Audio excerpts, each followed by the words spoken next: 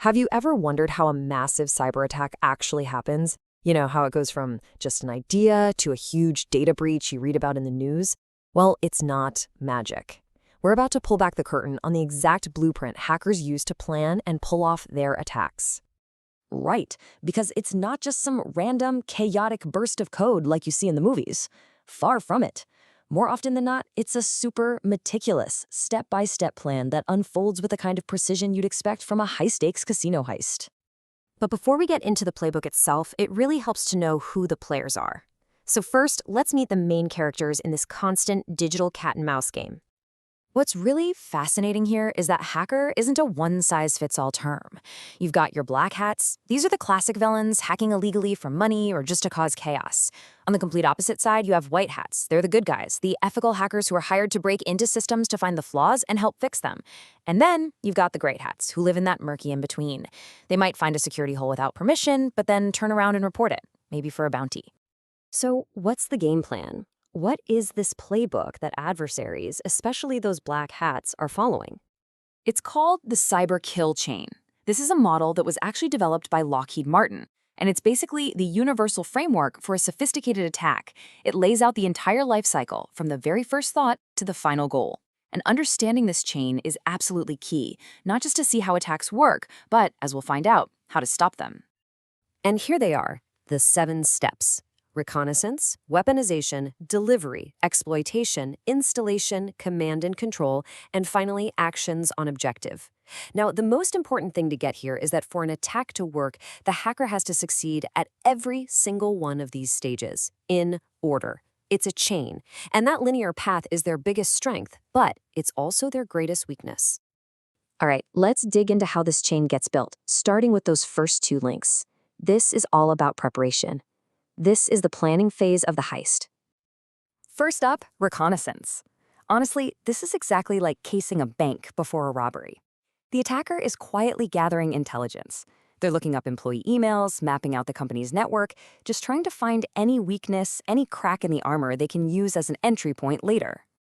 So once they've found a vulnerability, the attacker moves to the next step, weaponization. This is where they build their tool. It's a malicious payload. Think of it as a custom-built digital key, like a Trojan or some other malware, designed specifically to exploit that one weakness they found. Okay, so the plan is set. The weapon is ready. Now it's time for the active phase of the attack to begin. This is where things start to get real. The attacker has done their homework, they've built their custom weapon, but now they actually have to get it to the target. They've got to get it through the door. This is the delivery phase. And these methods probably look pretty familiar, right? This is where social engineering comes in. We're talking about those deceptive phishing emails that look legit, sketchy attachments, or infected links on a website. All of them designed with one goal: to trick a real person, an employee, into that one fateful click. And once that click happens, bam, exploitation. The trap is sprung. The malicious code gets triggered, and it takes advantage of that vulnerability they found way back in the beginning. This is the exact moment the attacker gets their initial foothold inside the network. They're in. But just getting in one time isn't enough. Next up is installation. Here, the attacker installs some kind of malware, maybe a backdoor, so they can maintain their access over a long period of time. The goal is to make sure they can get back in whenever they want, even if the computer gets rebooted. They're not just visiting, they're moving in. So now they've got that persistent foothold established. The hacker is ready to move into the final stages, which are all about taking control and getting what they came for. Step 6 is command and control. You'll often hear it called C2. This is where the malware that was installed phones home to a server that the hacker controls.